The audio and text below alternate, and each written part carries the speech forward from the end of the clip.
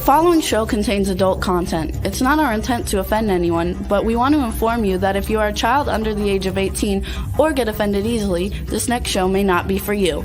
The content, opinions, and subject matter of these shows are solely the choice of your show hosts and their guests, and not those of the Entertainment Network or any affiliated stations.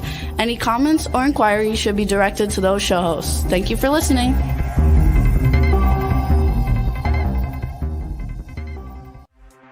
Hey everyone, and welcome to 50 Shades of Bullshit. I'm your host, Christine Lalonde, and this is the podcast where we uncover the truth about online dating. Now let's begin. Hey everyone, I'm Christine. This is 50 Shades of Bullshit. Today we are missing our Gabby. Unfortunately, a friend of hers mother passed away and they have the funeral today, so she's going for moral support. And today we have Janice with us. She's a fellow podcaster from a podcast called X-Files. Hi, Janice. How are you? I'm so great. Thank you so much for having me. And Happy New Year to you and everyone listening. Nice. Happy New Year to you. Where are you joining us from? I am joining from Denver. Yay. Yay. Denver. You know, I grew up in Wyoming and I moved to Denver after high school, and I modeled there for years and it was the best time. I loved it. I always say that Wyoming is our Colorado's cousin. So that's right. Yep. Oh my gosh. Well, welcome today. Janice is going to talk with us today about overcoming loneliness. And with the holidays just passing and the new year upon us, we are battling depression. We battled loneliness, especially through the holidays, and, you know, just getting excited for the new year and keeping our spirits up. I had Janice join us today because I think that really overcoming loneliness through dating and through life is really, really important. So I'm so glad you're here with us. Thank you. I'd probably correct you. I would say that overcoming loneliness through dating is not exactly what I recommend. I recommend overcoming loneliness through connection with self first. Oh, no, I meant overcoming loneliness while we're dating, because I find dating to be really difficult. It makes me feel even more lonely because I'm not really connecting with anybody, or if I do, it's not. I like the relationship part of being in a relationship. Does that make sense? Going to the grocery store and going for hikes and saying, hey, what are we doing this Sunday? When you first start to meet somebody, you get super excited. All I can think about is getting to that place. And I think I go too quickly sometimes because I want to get past feeling lonely and feeling like I have somebody there. And that's another thing I work with people on, is slowing down when it comes to relationships and taking your time. And when you are dating to overcome loneliness, you tend to rush things a lot more because you are dating to fill a void. You're dating because something is missing. You're dating because you're hoping this person is going to make you feel satisfied and make you feel like you have company and make you feel like, you know, you're not alone anymore. I agree. And so you make choices that really don't serve you, and you rush into things. You make decisions about the person that you might end up regretting. Not probably or always, but you always. Could. Yeah, 100%. I try to live my life to where I don't regret things. Like, I try to sit back and do the hindsight 2020 thing in advance and think, okay, is this really going to bother me later? Is this really going to make me regret it? And most of the time I think I'm pretty good at it. It's when I come to meeting somebody and getting super excited about where I am with them that I struggle. So tell me, Janice, where are you in your life? What got you into being a dating coach and overcoming loneliness kind of coaching? Yes, sure. Thank you. So I'm a breakup and dating coach, and the co-host of X-Files podcast, which is it's a podcast about breakups, broken hearts, and moving on. And so our focus is helping people to recover from having a broken heart and then figure out what's next, while at the same time making sure that you take advantage of the chance that you have to be single and use your breakup as a brand new opportunity to write the next chapter of your life. I got here very slowly, lots of bumps along the way. Isn't that life? For some of us, yes. Yeah. For some of us, yes. Me too. We shared the same background, leaving a high demand religion, which I did. And because of that, I didn't have the roadmap that I thought I was going to have growing up. And so it's been, now, close to 40 that things are really freaking taking off, and it's great. But it was an up and down journey to get here, including getting a divorce when I was close to 30, looking around, trying to get specific support for divorce. At the time, hardly finding anything, and then getting the idea, because I'm very passionate about life coaching. I have been since that time, and just thinking, wouldn't it be really cool if there was a life coach sort of person who worked specifically with breakups? Smart. So the seed was planted. However, it took me about 10 more years to finally get it off the ground. One reason being that after my divorce, I got into an abusive relationship, physical, and it threw my life for a loop. Just everything that I had built, I lost because of probably my own need to feel that at 30, I, quote, had to be in a relationship. It was something that I wanted so desperately that I know for myself, I ignored lots of the red flags. Fine. Yeah, the red flags. Yeah, it's funny that Janice and I, when we first started talking and met, our lives are really parallel. We both were in the LDS community religion, and we both left that. We both were in toxic, abusive relationships. We both left that. I think you're a little bit more advanced along when it comes to, being able to do things on your own. I'm getting better. It's been the last couple of years that I've actually been able to even go to the movies by myself before COVID, go to a restaurant and get food by myself. That's hard for me. And I think recently you did something on your own that I don't know, honestly, if I could do. So I have to say, and I'm going to tell you all about that, I promise. But it took me a long time as well. After my abusive relationship, I hit rock bottom. Like, you wouldn't believe. I did not have support. I was, suffered also from victim blaming, went overseas. And then what I found as kind of my way to self-medicate from dealing with what had happened was socializing. I was obsessive. It was almost some sort of compulsion for me. I had plans every single night, every day, multiple things a day. The weekends, it was crazy. I probably felt I was like the most popular woman in the city. Like, I could not stop.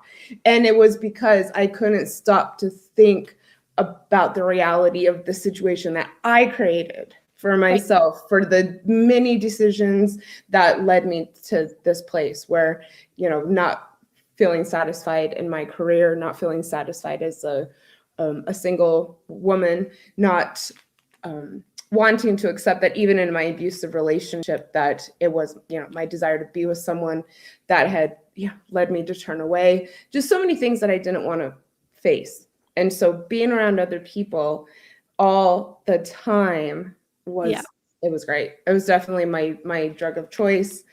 Mine too. It's a long story, but I ended up trying to get residency overseas. Oh, wow. Because I had, this fulfilling social life that was doing a lot for me, self-medicating. And so long story short, in order to get my visa, 5 years into being in Australia, I went and I had to leave the country. Oh, wow. Yeah. Because whilst you're waiting for your visa, you can't just stay there. It's hard, really hard. And so I did the kind of typical thing, which is you go to Bali and hang out. Oh, really? Because, well, it's cheap, it's close by, and it's, kind of a good place to be while you wait things out. Okay. One of the mistakes I made is that I hadn't kept my connections here in the country. So it's not like I had a friend to come and crash with for who knows how long. Anyhow, so I get there, and what the immigration department tells you is that it could be as long as 1 week and as long as 1 year. Wow. So you had to wait. Yeah. That's the only information they can get you. And so after being so long with socializing so often, to be there completely alone with no end in sight, I didn't know a single person. I freaked out. Yeah, I would have too. Yeah. So ultimately I ended up staying there 4 months, and the first 2 being 2 of the hardest times of my life, and then the last 2 being 2 of the greatest months of my life, because I figured out I have to rely on myself. I have to get to know myself more. I need to figure out what this is going to mean for me. I am the only one who's going to make it happen. So I learned a lot. I bet you did. I mean, I can't even imagine, you're in another country, much less being there alone for Lord knows how long you're going to be there. So was there a language barrier when you were there too? Not in Bali, because there's so many expats. I think even on my first night there, I met another guy from Australia who was also there waiting for his visa. So wow, that's cool. I would say that it's kind of segregated in that the foreigners, have places that they go together, and then the locals have places that they go together. I see. No, that wasn't an issue for me. The issue was just not knowing how long it was going to last.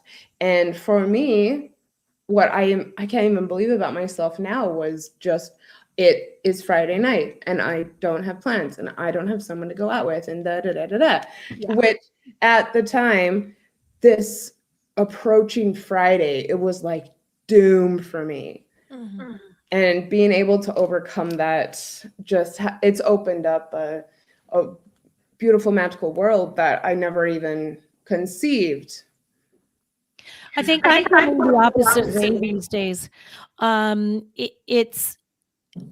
used to freak out when the weekends were coming and I didn't have an event, because, I've been working as an event coordinator for so long that when it got to the point, especially through COVID, when I had to be alone at home and I didn't have plans for Friday or Saturday, I would start to get these like heart palpitations. I start to panic. And then now I'm the complete opposite. A weekend comes along and someone's like, hey, you want to go do something? And I'm thinking, do I? Yeah.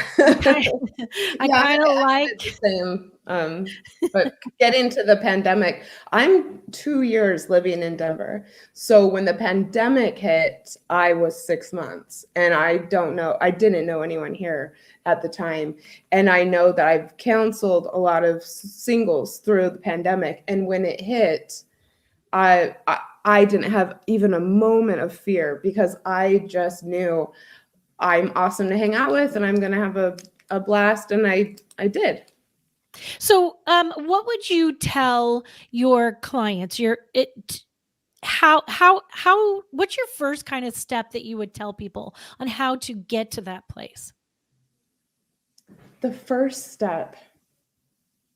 So I think the first step is, it's different for everyone, definitely. So, and as a breakup coach, I get in there deep with people and see where exactly it is. For a lot of people, they don't want to spend the weekend alone.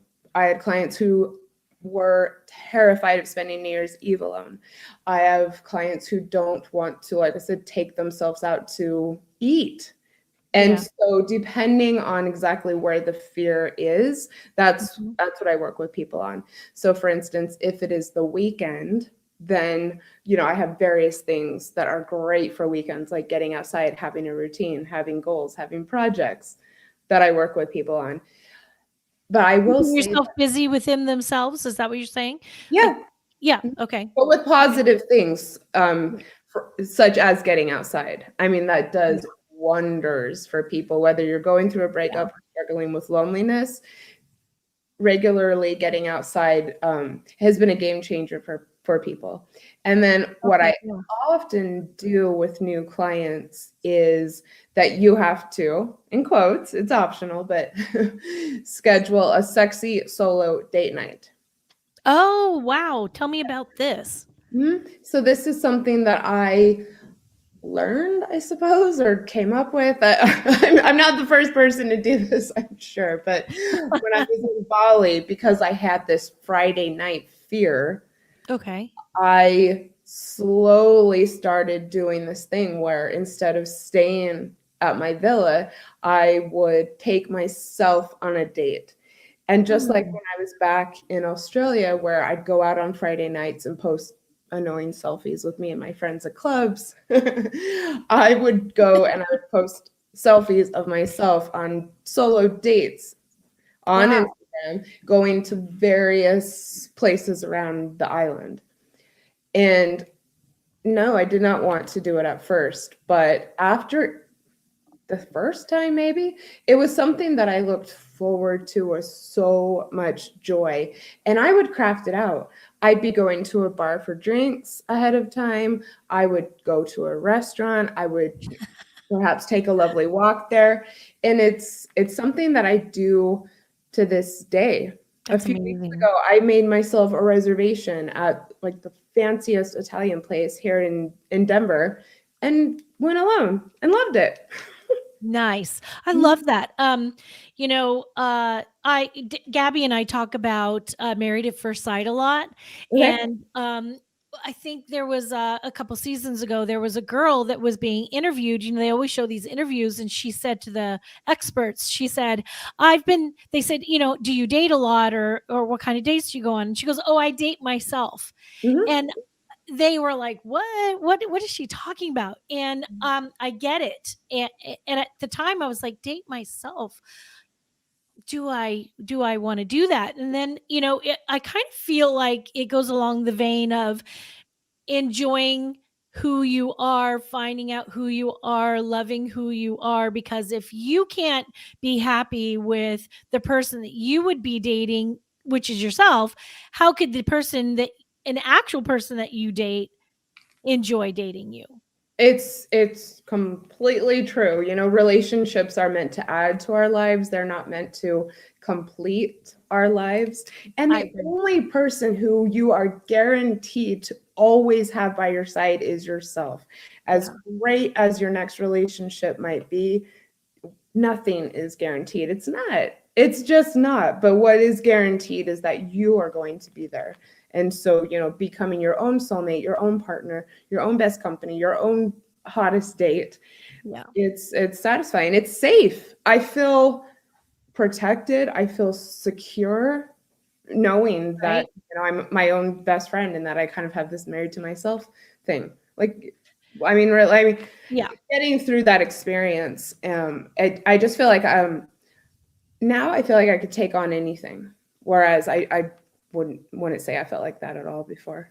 Yeah, I agree. I was saying to Gabby, I think on an episode or so ago, that, you know, maybe we should, you know, have marriage ceremonies where we're marrying ourselves. Yeah. You know, I mean, I hadn't thought of that, but you know, like write out vows to me. I you know, telling myself what I got my own back, you know, and if I can be strong for myself, I think I'd be even stronger for the, you know, a man that comes into my life. Well, that's true for sure. The more secure you are with yourself, as cliched as it sounds, it's just true. You're going to make a better partner, a stronger partner, a more secure person in the relationship. And I think also you got to buy yourself a ring if you do it. Right. I do have one. I typically wear it on my left hand ring finger because I don't want to make men think that I'm actually taken. Because That's fair. That's fair. But typically I have it on that hand, but I caught it on a blanket yesterday, and the stone went flying, and I went, oh my God. Damn it. It's time to redo this. That's some type of sign. Either get it resized or revamped or maybe an upgraded one. Who knows? I need an upgraded one.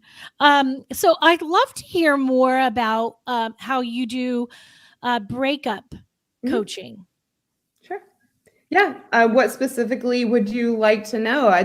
When it comes to breakups, people feel so alone. They feel so discombobulated. And I typically have people coming to me in maybe the 3 to 6 month mark where people don't really want to hear about it anymore. They want somebody else to tell it to. Yes. But yeah, they just feel like they can't stop thinking about it, that they can't seem to put it behind them. And so that is how people find X-Files podcast. And then, I think listen to my story and some of my outlook on breakups, and seek me out. And what would you say to people to help them get there quicker?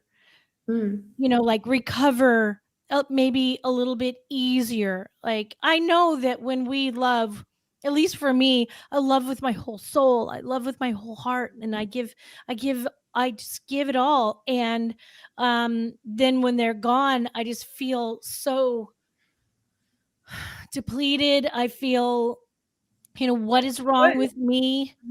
Why can't they love me for everything that I have to give them? So I feel bad about me. So what would you say that we could do to get to a point where we're not blaming ourselves for it? Well, I mean, it's, I guess it's two things really with that question. First of all, you have to accept that it's over. And I've been surprised to work with a lot of people who are in so much pain because they are hoping, somehow even months later that it's going to work out. And then also, as far as not blaming yourself, one of my fundamental philosophies about breakups is every relationship ends because it wasn't working. Okay, it doesn't matter what the situation, it wasn't working, and so therefore it had to end. And then if you are stuck in this, I wish I would have done this, I wish I would have done that, which I have to say is not as common as you might think. Some people, but not everyone, deals with that. But if that is your issue, I then say, okay, we're stopping this right now. We're reframing it. Instead of saying what I wish I would have done, we then start making a list and a journal entry about what I will do differently next time is. And so that's like a great idea. Thinking rather than beating yourself up. Like focusing, instead of focusing on the past and focusing on, the false hope of having this person back, focusing on what that person can do or what they can learn for the future and journal about it. I think that's a great idea. I mean, Breakup has so many opportunities in there. And one of the opportunities inside of a breakup is learning about yourself, learning about how you show up in relationships, learning about what you want in relationships. And so maybe this message that you're sending yourself about it's my fault, I should have, it's a awesome chance to re-examine how you are as a partner. I tend to say a lot. I heard this about 3 or so years ago, and it really just struck me. And anytime that I get the opportunity to say it, I love to say it. The universe hurts us to help us. Yeah. And it's like, being given the opportunity to say, this was not right for you. We're removing this from your life. And here's a chance to start over, to have the open door for the person that's meant to be in your life, not hold on to something that's not meant for you in your life. I think people are afraid of the unknown a lot. Yes, I talk with people about that a lot. And that's why people get lonely, is because when you have plans with someone, you kind of know what's going to happen. If it's just you, there's a lot left. There's a lot of white space, when it comes to embracing the single lifestyle. And a lot of people are not equipped to deal with that. Yeah. I think that I love the unknown. I'm embracing the unknown. I think in the past I was there. I think women evolve throughout each decade that we go through. We're discovering who we are in our early 20s. Actually, we don't give a shit who we are in our early 20s. I think we don't. And then we hit 25 and we start going, we start thinking about family and start thinking about children. And then when we hit our 30s, I think we start thinking, oh wait, who am I actually? And how do I fit within this family and this mother dynamic and this, or a single, woman dynamic, not having children yet? Or do you ever want to have children? Or if you do, like Gabby, she talks a lot about being in her mid to late 30s and not married and not having children yet. And she really wants to be there. Yeah. Then when I hit my 40s, I was like, wow, this is really opening and discovering who I am and really coming into me. And then when I hit my 50s, I'm like, you know what? I'm good as gold. I really know who I am. I really know what I want. And I'm really open to knowing that I left a lot of that in the past, and I can, give those things or implement those things that I've learned about myself along my life journey to a person and be with them. So I think that's exciting. I think I've heard the 50s are a great, great, great decade for women. So yeah, I think honestly, I might look better in my 50s than I did ever. Well, I didn't know you, but yes, looking good for sure. And I just think that age just isn't as much of an issue for women as it used to be, especially when you can kind of adopt this mentality that I have about, I'm already with a partner. It's me, and that's awesome. And I already feel satisfied. So it's just like, it builds on itself, and it's magical. I never feel like I'm seeking anything. I love that. Tell me about what you did for the holidays, because I've been dying to hear this. Okay. I am so excited that you want to talk about this. I love that so much. So another one of my tips as far as overcoming loneliness goes is you've got to be proactive about it. All right. As happy as I am being single, when I know my triggers, I don't want to ever come publicly and say that I don't have a dark moment. And for me, I have discovered that Christmas and my birthday are triggers for me as a single person. I'd be so inauthentic if I said that I didn't struggle on those days. Me too. Yeah. And last year I discovered that I got triggered on Christmas. So I took that as a sign and an opportunity. And as a coach who practices what I preach, I decided right then and there, next year, I will not stay home for Christmas. I wasn't necessarily planning on being partnered. I don't think that way.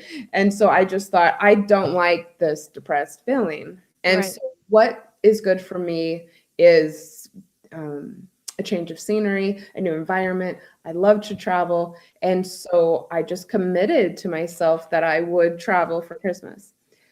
And wow. And I sat down and I thought, okay, so what would be a really cool Christmas that would get me outside of what I'm used to and kind of not ensure that I wouldn't be depressed, because even going into it, that was still a possibility. But basically, I just thought I'd like to do something a little warmer. I definitely want to leave Colorado. I would like to be around other people, but not, on a holiday with people, and not with my family in Utah. And I just got this idea that I want to go to a dude ranch for Christmas. Nice. Yes. And I just thought, well, why not? And so I started around places. I am an Arizona native and interested in history generally. So I should add to that is that I thought it would be cool to have it be history related, because that's a passion of mine. And so I thought, well, I wonder what's available in the Tombstone, Arizona area. So cool. Cool. I ended up for Christmas for 4 days at the Tombstone Monument Ranch and Cattle. Oh, it's a cattle land as well. In Tombstone, Arizona, for a cattle drives. So I did horseback rides. They do cattle ranching there on the land. Yeah. But I didn't participate. I don't think that's something that they have guests do. But yeah, I went on multiple horseback rides. They had a really funky saloon on site. I was in Tombstone for, and so the actual streets of the town were pretty vacant. And so I drove into town. I have lots of period clothing. And so I put on one of my period clothing dresses and went into town and took pictures of myself. I love that. I had a ball. I love that. That sounds so fun. Mm-hmm. It was. And I, for me, it was a success. I didn't think, this depression that had kind of hit me last Christmas, it just wasn't even a momentary thought. It was great. I will probably travel every Christmas in the future. I love that. No, my favorite place to travel to in the U.S. is New Orleans. It is. Oh, yeah. It is my heart and soul. My entire back is tattooed from tattoos from in New Orleans. Like I know everything there is to know about where to go, what to do. I go all the time, but I haven't been in 3 years. Well, obviously, COVID. We're gonna point that out. I didn't go for 2020, obviously. But then in 21, I didn't go because I didn't have anybody to go with. And I have been feeling really disappointed in myself that I don't have someone to spend it with. And I keep thinking I can't go on my own because then I'm not going to have any fun. I'm not going to have anybody to enjoy it with. I'm not going to have anybody to share it with, anybody to like talk about it and go, ooh, this is cool. This is great. So I've been really afraid of that. Everything that you just told me, what the first thing that comes to mind is, so look, I'm happy to travel with people. It's not having someone is not going to get in my way. I've taken lots of really cool solo trips. And what I noticed from the first trip that I took, which was crazy, actually, I was in Israel and all of my friends went home and I stayed on for a couple of days and went to Bethlehem completely on my own. And what I found is that while I love people, I am an extrovert despite everything that I'm saying on this interview. But what I find when it comes to travel is that being on your own allows you to be in the moment so much more. And so when you're going to a new place and having new experiences, which going to New Orleans solo for the first time, that would be new. When you're there on your own, you are just able to sit with the experience. There's nothing wrong with having friends there to party and share it with, but it's different and it's more decadent. It's more sensual. It can be a much more enriching experience to do it solo. I think I might try it. I think that New Orleans would be a safe place in my mind for me to go by myself. I'm not talking about physically safe, though I worry about that a lot, because being from a really small town in Wyoming, I come to anywhere like Los Angeles or Denver or Chicago, New York. I always worry about being there as a woman by myself. That's one thing.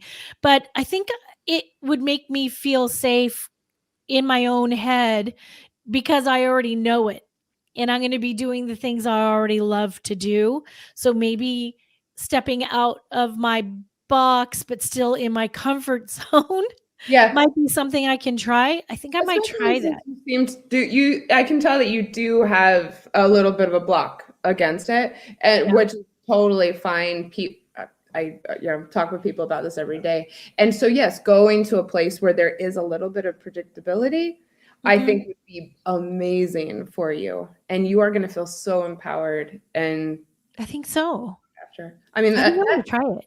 Do it. I mean, it's a little nervous. A great Christmas spot, New Orleans. Though you don't have to wait for Christmas. But yeah, I think that could maybe be something you do for yourself this year. Yeah, I always wanted to go in, I think it's April that they have like a witches ball. Yeah. And I think that would be a really fun time to go and check it out, because nobody's ever available to go with me when I want to go. So I always put it on the back burner and think, oh, well, okay, I'll just have to wait till somebody goes with me. And I feel disappointed and sad in myself. And I keep thinking, why can't I do this? I can do everything else on my own now. Why can't I do this? So you're kind of making me feel a little empowered to maybe figure it out and do it. Well, especially if this is something that you've been wanting to do. I mean, going to a dude ranch for a holiday was something that I always just thought sounded really cool. And the fact that I didn't need to wait for a buddy to do it. Yeah. It's a gift, really. And also, look, let's just be honest. When you travel by yourself, you get to do whatever you want. As a world traveler, sometimes when you're with friends, there can be issues. I've had amazing experiences, like so hit or miss. And it's all hits when you're going with just yourself. There's no miss because it's you planning it. I always say I'm the best person to travel with. I mean, I travel with friends. I have two of my closest friends that I've done quite a bit of traveling with. Gabby is one, and my friend Denise is another. We travel really well together because we always have the same interests. I'm flexible. I don't really care. I mean, I do care. I put in my input, but it always seems to work out perfectly. But it's not always perfect in timing. I was just going to say, but it's not perfect because they weren't able to go with you to the witches' ball. I know, I need to go. I'm so excited. So I think I'm going to try it. I'm going to think about it for sure. I'm actually contemplating doing some type of like group program for women who want to be solo travelers with one of our X-Files guests that we had on, who's also a female solo traveler. And my only point bringing this up is if you want to bounce ideas off of me, please let me know. I've done this many, many times, really all over the world, gone places completely alone. And so I'm happy to give you tips as far as how to schedule it, how to organize, how to be safe, things like that. I'm always worried about being lonely on the trip. That's my biggest thing. Yeah. I'm always worried about being lonely.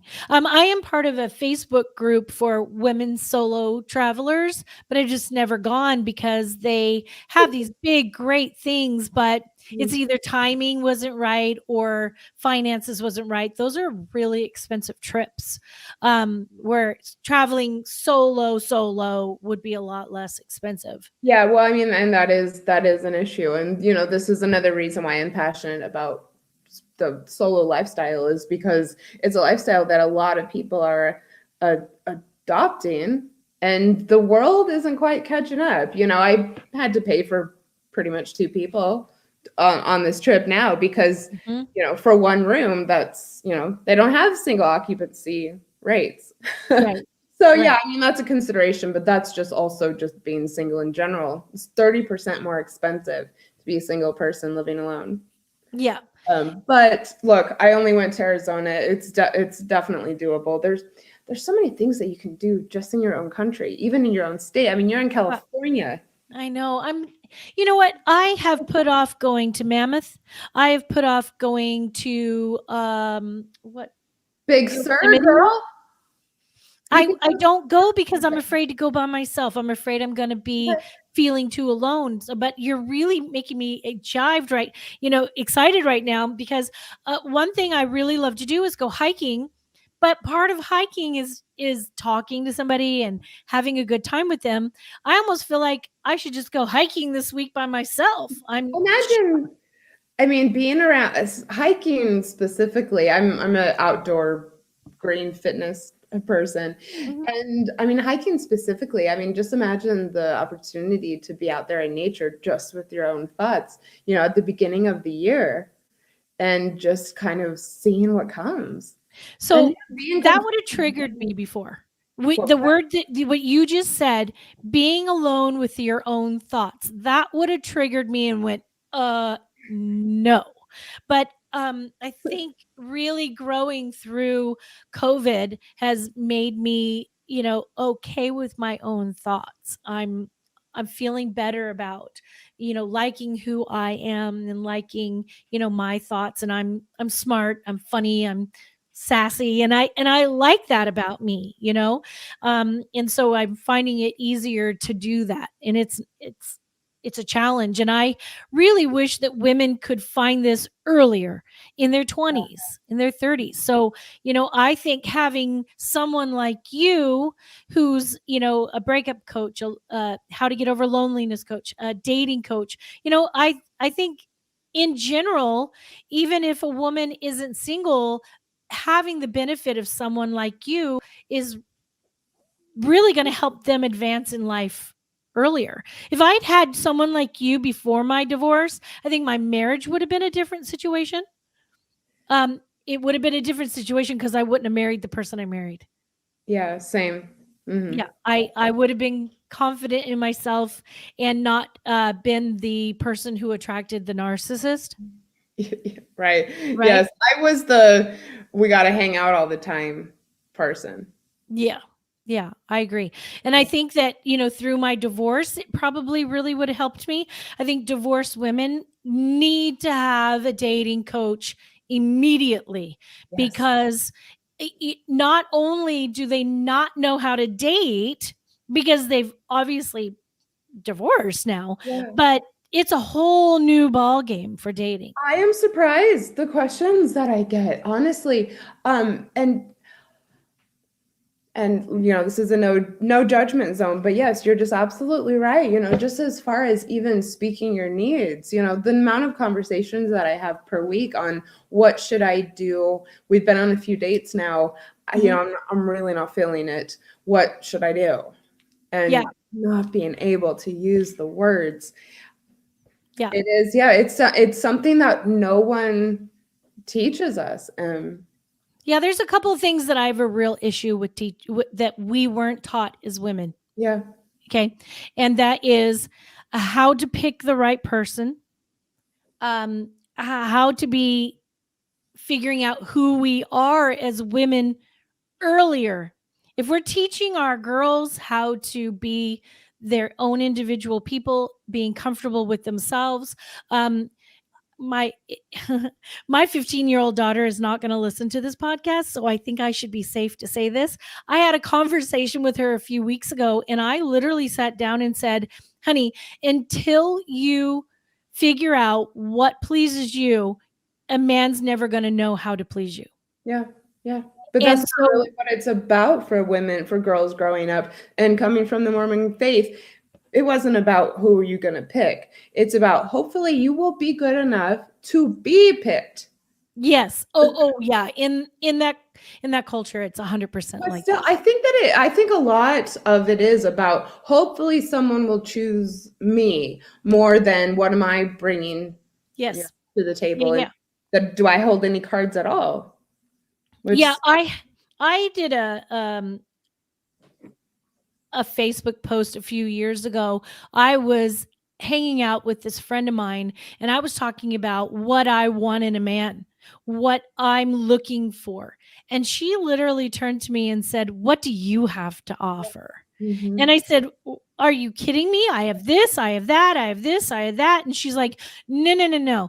You're not 20 something. You're not skinny. You're not this, you're not that." And I said, "My looks have nothing to do with this."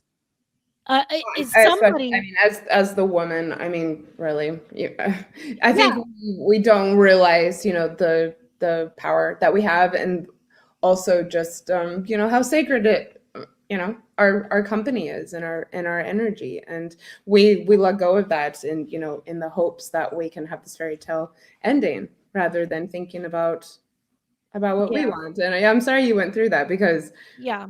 knowing you, you're very magnetic, and Oh, thank you. that in and of itself. That really Yeah. spurred me though. That was a very true "the universe will hurt us to help us" situation. That stung so bad that I thought, my friend doesn't even see the value of me, that I actually walked away from that friend. I mean, I didn't say adios amigos. I just kind of turned away Yeah. so I don't spend time with that person. I don't hate that person, because I think that person really helped me, because it really made me take a look at myself and go, what do I have to offer? It was a And breakup. It was a friend breakup, and it was, yeah. that's awesome that you did that. And that, Yeah. what did the situation teach you? It taught me that I am really a loving person. I really give my everything for people. And it it taught me that it's okay not to give it all, that I can keep some of it for myself. That's And it taught me that sorry, I just got super emotional. It taught me that whoever gets me is really going to get a pretty amazing package. yes. Mm-hmm. And that it's okay to be that package for myself. And this is the type Yeah. of energy that people are attracted to. That's pure confidence. That's what any healthy, evolved, self-actualized person wants and is attracted to, is just what you said. This is the type of person, you're the type of person that people think, God, I want to warm my hands by her. How can I get closer to this? Like, Oh, thank you. That's yep. nice to hear. It is nice to hear it. I tell myself this. I do a lot of manifesting, personal manifesting, business manifesting, money manifesting, all this love manifesting, but I also love manifest for myself. And it's a lot of work being a human. It's a lot of work to be a woman, and it's a lot of fucking work to be a single woman. Yeah, I know. You I know? know.